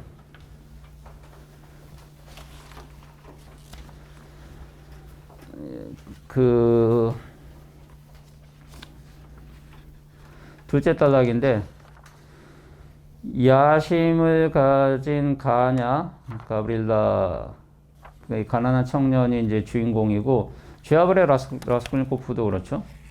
야심가입니다. 출세가이고 성공하고자 하는 젊은이. 이게 유럽 소설의 기본형이에요. 프랑스 소설에서 발자크의 이제 분신적인 인물, 라스티냑 같은 인물 대표적입니다. 이 라스티냑 같은 인물은 그러니까 라스콜니코프하고도 비교가 되고, 그 다음에 라스콜니코프 같은 인물의 또 다른 반복으로서 이제 가냐 같은 인물, 가냐의 그 출세, 여러 번의 어떤 출세 시도를 다룬 작품이라고 한다면 이제 그 프랑스 소설처럼 됩니다. 출세는 다른 게 아니고 이제 정략 결혼하는 겁니다. 여기 적과 흑의 줄리앙 소레도 마찬가지죠. 거기 이제 대후작 집안의 외동딸과 결혼하는 거 거의 성공하죠. 그래서 경력 세탁까지 다 하게 되고, 귀족으로 거듭나게 됩니다. 목재술집 아들이. 이게 근대 소설이에요. 근대 소설은 한편으로 신분 상승 소설이기도 해요. 근데 주인공은 이게 너무 당연한데 청년이어야 됩니다. 이게 나이 가립니다. 근대 소설은. 중년 안 받아줍니다. 20대 초반이어야 돼. 20대 초반이고, 그 다음에 좀 준수해야 됩니다. 추남은 좀 힘들어요. 이 준수한 훈남들이 실제 작가의 분신들인데 외모는 작가를 안 닮았어요. 발자크하고 스탕달이 이제 그 못생긴 대표 작가인데 키 작고 못생긴 대표 작가들입니다. 근데 라스티냑이나 그다음 줄리앙 소레는 굉장히 준수한 훈남으로 이렇게 되어 있습니다. 다만 처지가 여기는 몰락한 시골 귀족 집안이고, 라스티냑은 여기는 더 안 좋아요. 평민이에요. 제재술집 아들입니다. 제재술집 그것도 셋째 아들인데 그냥 똑똑할 뿐이에요. 신분제 사회에서라면은 정말 아무짝에도 쓸모없는 아들입니다. 가령 이게 줄리앙 소레 얘기가 나오면 제가 약간 연민이 생겨가지고, 그 형들한테 얻어맞는 걸로 만나. 그러니까 책을 읽는다고 이제 형들이 이제 때려주고 합니다. 아니, 제재술집 아들 책 읽는 게 아무 쓸데가 없잖아요. 책을 잘 읽으면 이제 대패질을 잘하네? 이 너무 상관이 없어요. 전혀 쓸데없는 겁니다. 그런데 이 교구 신부가 사랑하게 돼. 총애하게 됩니다. 똑똑해가지고 라틴어 성경을 다 암송해요. 암송하니까 이제 교구 신부가 이제 굉장히 좋게 보고, 그 다음에 잘 봐줍니다. 그래서 시장 댁에 이제 가정교사 자리도 알선해주고 하게 됩니다. 그렇게 해서 이제 여기 그 줄리안 소렐은 전혀 다른 길을 가게 돼요. 제자섯집 아들은 그냥 제자섯집 아들 되는 겁니다. 그러니까 셋째 아들은 더 비전이 없어요. 그런데 사회가 바뀌어가지고 이게 신분 상승 시대예요. 신분 상승 시대 두 번째 국면입니다. 줄리안 소렐의 모델이 나폴레옹이에요. 나폴레옹처럼 되는 거. 이게 근대 소설입니다. 라스콜린코프도 마찬가지예요. 라스콜린코프의 모델이 또 이 나폴레옹인데, 나폴레옹은 19세기 유럽에서 두 번 유행하게 됩니다. 한 번은 나폴레옹 시대, 또 한 번은 나폴레옹 조카 시대. 그러니까 프랑스 제2제정기 때. 루이 나폴레옹은 이력서에 한 줄이에요. 나폴레옹 조카. 이걸로 대통령 되고 황제까지 됩니다. 그래서 프랑스 제2제정기 한 20년 동안 프랑스를 통치하게 됩니다. 정말 이력서 한 줄이었어요. 어리석게도 프로이센과의 전쟁에 나섰다가 이제 포로까지 되는 바람에 이제 몰락하게 됩니다. 근데 그때 나폴레옹이 또 한 번 유행하게 됩니다. 이건 그래서 그 죄와벌은 실시간 소설이에요. 여기 나폴레옹 3세가 썼다고 하는 이제 카이사르전 같은 게 러시아의 유럽 베스트셀러였는데 러시아에 바로 소개되고 또 젊은 이들을 열광시키게 됩니다. 그런 분위기를 배경으로 하고 있는 그런 소설입니다. 근데 도스토옙스키는 이제 생각이 좀 달랐어요. 발자크 같은 경우에는 좀 같이 중립적이라고 말씀드렸는데 그냥 결과가 좋으면 되는 겁니다. 출세하면 좋은 거예요. 실패하면 나쁜 거고. 이게 발자크적 정의입니다. 근데 도스토옙스키는 그렇게 생각하지 않았어요. 그래서 죄와벌만 하더라도 그 유럽 소설, 이 프랑스 소설의 어떤 기본 포맷을 갖고 있는데 거기에 그걸 따라가지 않아요. 약간 변형시키고 있습니다.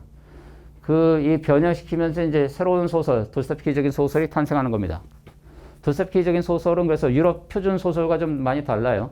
많이 다르기 때문에 루카츠 같은 비평가가 그렇게 얘기했는데 도스토옙스키는 단 한 편의 소설도 쓰지 않았다. 그는 새로운 세계에 속한다. 이렇게 평하게 됐는데 다른 소설이어서 그렇습니다. 그러니까 도스토옙스키 표 다른 소설이 여느 소설과 다르기 때문에 그게 이제 죄와벌이었고 백치도 마찬가지입니다. 백치도 처음 설정으로는 그러니까 작가가 도스토옙스키 표 소설이 탄생하는 과정이기도 해요. 백치가 그걸 아주 잘 보여줍니다. 거기서 이제 주인공의 설정이 바뀐다는 거. 무의식인 같은 인물이 주인공이 되는 소설은 유럽 소설에서 상상하기 어렵습니다. 이건 러시아 소설이에요. 유럽 소설의 경로는 이게 시민 주인공이 아니면은 이 시민 계급의 청년 출세주의자, 이게 기본형입니다. 주인공이 기본형인데 이거 대신에 이제 대안으로 등장하는 거는 예술가 정도예요. 백치가 등장하지는 않습니다. 이 백치가 등장한다는 게 러시아 소설이에요. 근데 이거는 이제 두 가지 시각인데 사람들이 보기에 백치입니다. 무의식인이 자기를 백치라고 소개하지 않아요? 네, 저는 백치입니다. 이런 거 아니에요? 남들이 그렇게 백치라고 보는 겁니다.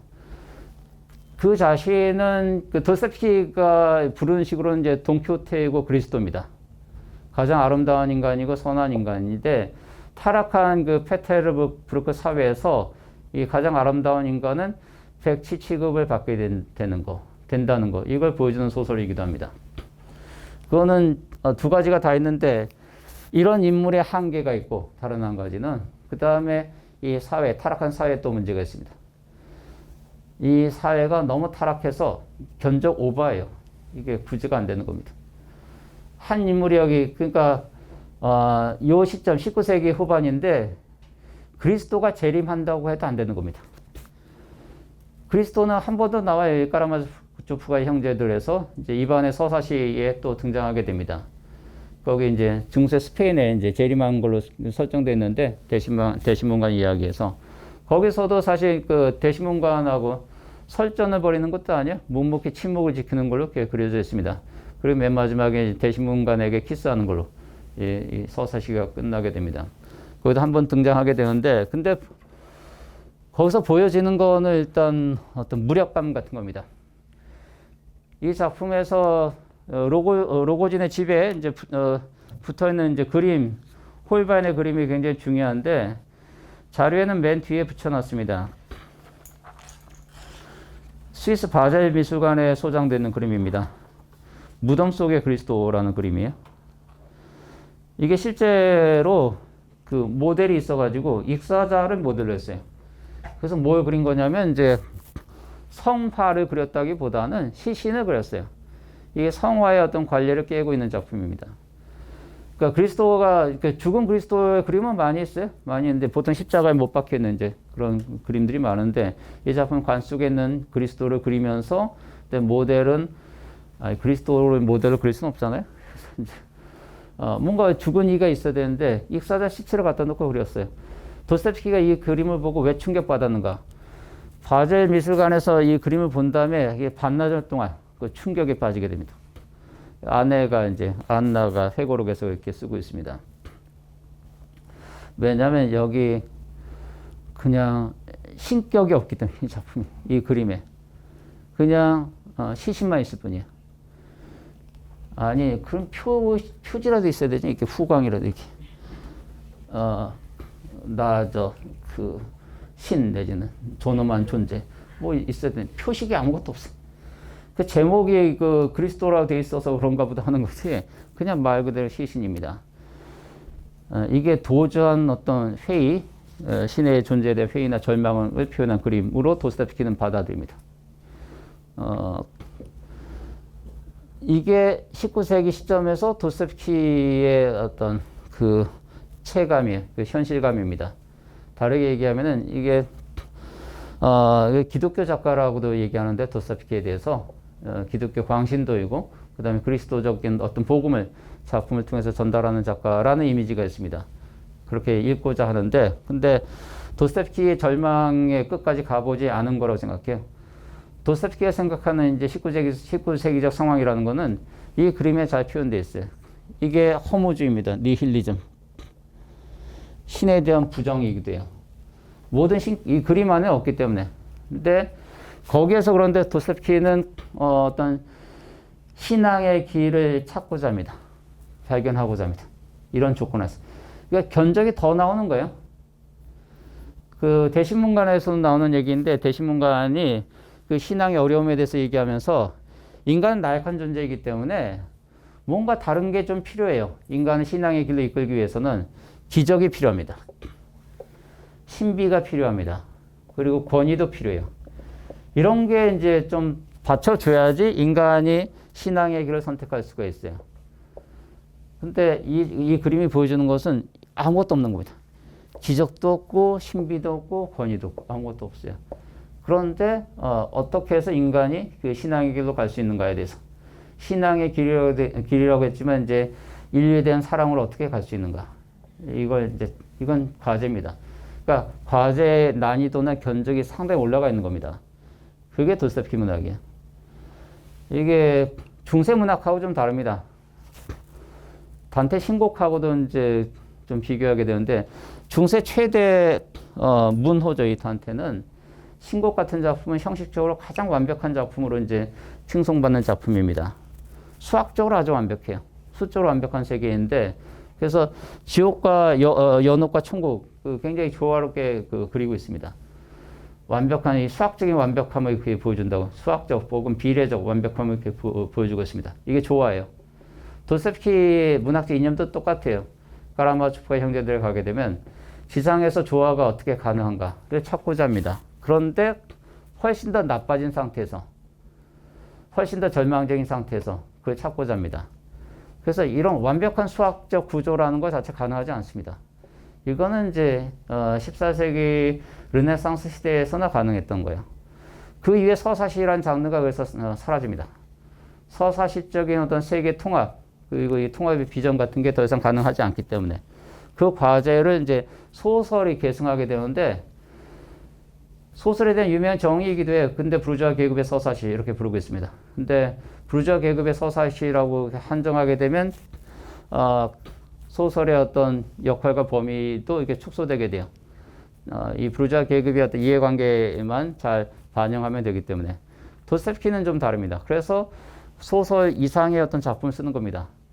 그런 비전을 또 넘어서고자 하기 때문에 부르주아 계급만의 서사시가 아니고 인류의 서사시여야 돼. 새로운 시대의 서사시여야 됩니다. 서사시적 비전을 소설을 통해서 이렇게 찾고자 하는 겁니다. 그거는 뭐 다르게 표현하자면 이런 그 절망적인 허무주의, 이 그리스도의 시신 앞에서 어떤 신앙의 길을 찾고자 하는 거. 인류에 대한 사랑, 이게 이제 도스토옙스키적 생각인데, 카라마조프카의 형제들에도 나오지만, 신이 없으면 모든 것이 허용된다. 그러니까 우리가 도덕 자체를 가질 수 없다고 이렇게 생각해요. 도스토옙스키 같은 경우에는.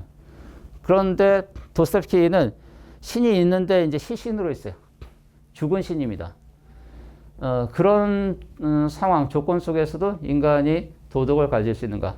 선한 삶을 살 수 있는가? 서로가 서로를 사랑할 수 있는가? 서로 적대하고 학대하고 죽이는 게 아니라 서로 공존하고 화해하고 협력할 수 있는가? 이걸 찾고자 합니다. 사실 요즘 기준으로는 이제 그 소설가로서의 어떤 역할을 초과하는 걸로 봅니다. 너무 과도하는 것을 요구하는 걸로도 보여요. 만약에 그렇게 생각된다면 우리가 이제 근대 이후로 가는 겁니다. 문학은 엔터테인먼트 정도이지 문학이 뭐 대단한 거 아니고 대단한 거 요구하거나 기대해서도 안 된다고 보는 거기 때문에 그 문학관 자체가 좀 다른 겁니다. 그런 분들은 그래서 이제 도스토옙스키 안 읽습니다. 뭘 그런 걸 지금도 읽어 이렇게 할 수 있기 때문에 여전히 그런데 그런 비전이 중요하고 의미가 있고 하다 보면 이제 도스토옙스키가 여전히 우리한테 중요한 작가입니다. 왜냐하면 도스토옙스키와 함께 그걸 생각해 볼 수 있고 뭔가 같이 고민해 볼 수 있기 때문에 그 도스토옙스키와 함께 하는 겁니다. 제가 시간 관계 때문에 급하게 말씀드렸는데 작품의 구도는 무의식인이 등장해가지고 무의식인만 없었으면 이제 간결하게 해결될 수 있었던 문제인데 이 가냐하고 그 다음에 나스타샤하고 그 다음에 아글라야하고 삼각관계가 있고 가냐는 이제 제안을 받습니다. 나스타샤하고 이제 상인하고 이제 이 내연의 관계였는데 이제 에판친 집안에 이제 맏딸과 결혼시키는 조건으로 이 이제 혹 같은 존재여가지고 나스타샤를 이제 떠맞는 조건으로 지참금을 이제 받기로 이렇게 합니다. 이게 정략 결혼이죠.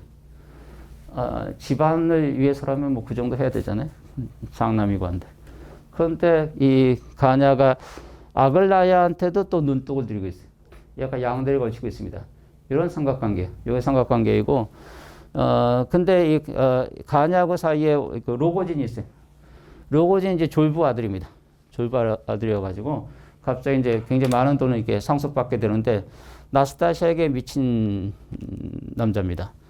아주 광기에 사로잡혀 있는 인물인데 급하게 대시해가지고 이제 돈으로 이제 나스타샤를 매수하고자 합니다.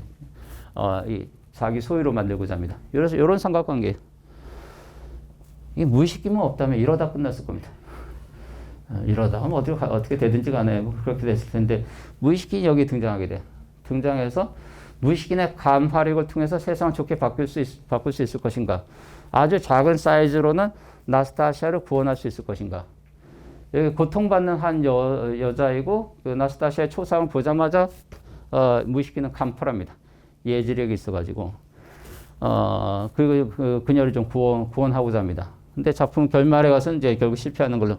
결말에 가서는 이제 이 양쪽 사이에서 왔다 갔다 하다가 이제 이게 나스타샤가 결국 로고진에게 살해당하는 걸로 끝나게 되고 둘 다 살인자나 그 다음에 이 피살자나 둘 다 누워 있고 그 기진에 있고 그 기진에 있는 이렇게 로고진을 이렇게 어루만져 주는 걸로 어루만져 주면서 헛소리하는 걸로 끝납니다.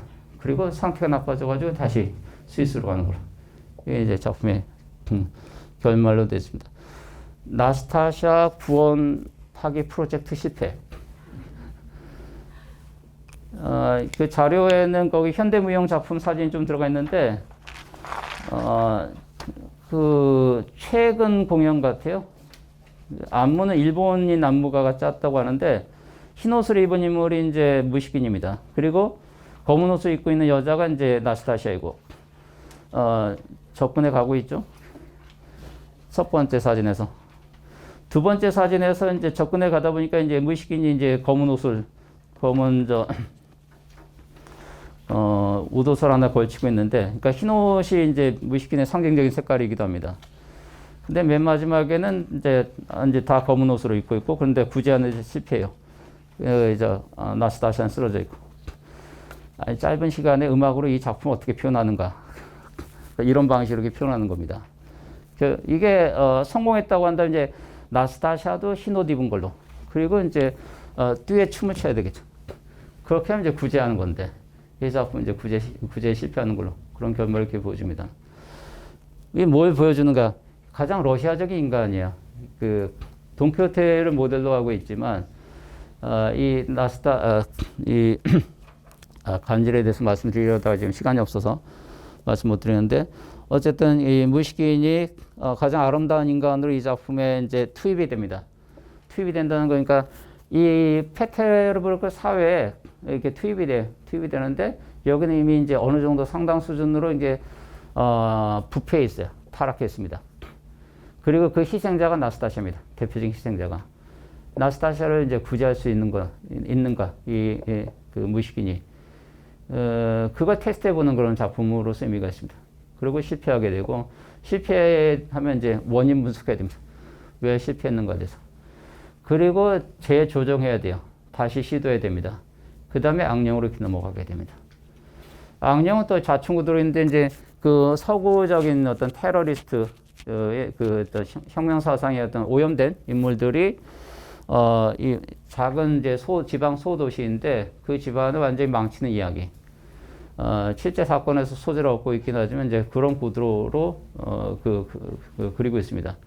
한 번 더 그러니까 한 번 반복이라고 생각해. 그러니까 악령 같은 작품이 죄와벌 버전에 약간 버전업된 여긴 때로 나오기 때문에 라스콜니코프는 혼자 토끼 살인을 저지르게 되는데 이 악령에서는 이제 그 조직이 있어가지고 조직적인 살인을 저지르고 그 다음에 조직적인 이제 혼란을 이렇게 만들어내게 됩니다. 그런 양상을 다루고 있는 그런 작품. 그리고 자멸하는 과정을 다루고 있는 그런 작품이 악령입니다. 여기에 대해서 거기에 대한 응답으로 쓰이는 게 이제 까라마조프의 형제들입니다. 여기서 무의식kim보다 더 강화된 버전이 나와야 돼요.